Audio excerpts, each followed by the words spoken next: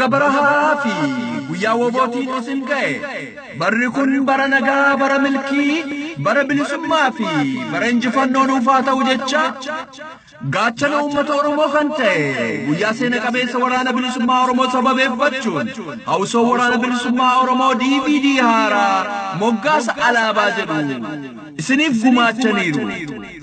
Marree isinis DVD kana bitachuun waraana keessanii fi hawsoo waraana bilisummaa Oromoo jabeessuun gamanumaa dirqama Oromummaatti isiniin jecha michuu seenaa sagalee kiilooleedhaan alaabaa faarsaa. Serratni dunaasiif ni wareegama siif jecha deebotu gongon koorgame mar'umaan kwaajitu beelane waxalame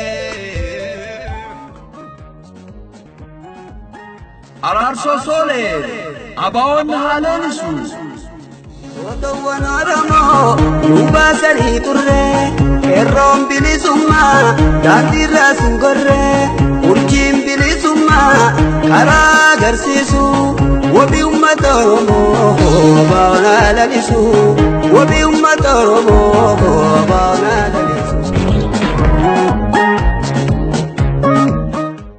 Balloo fi lataanis dirree jiranirraa akkas jedhu.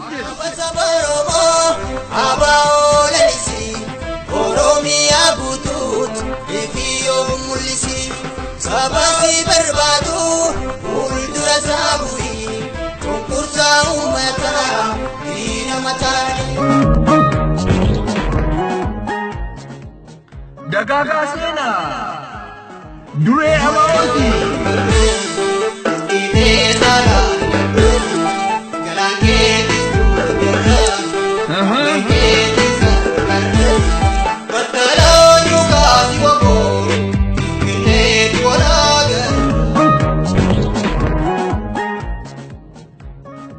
Ejoro Libani fi Dita Useno maal jedhu laata? Naba ulfina fachi wala buma sifide kanduma datu gabruma jira wobo Akkasiwa amina dani ammas dubada dufaina fu anafu bada jira wobo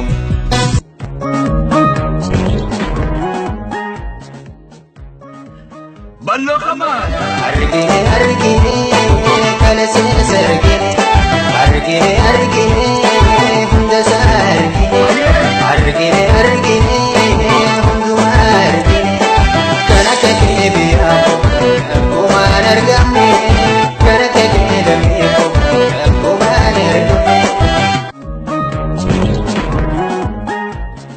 Sooressa Guddataa fi Muddee Amiin Baallamni jedhu. Oh Baallamni nagarra jeesa inagarree sinagarsiisa hafuura shimu. Sooressa Guddataa goota dirree. Goota dirree kophoo waamisa karaa dirree. Goota dirree kophoo waamisa karaa dirree. Akkasiwa DVD kana qonyaalee adda bilisummaa Oromoo addunyaarraa ni argatu. Marree oriijinaalii isaa bituudhaan waraana bilisummaa Oromoo hawsoo bilisummaa Oromoo jabeessuun dirqama Oromummaati. Abajjii 2018 gadaan gadaa xumura gabrummaati. Injifannoon kan uummata Oromooti.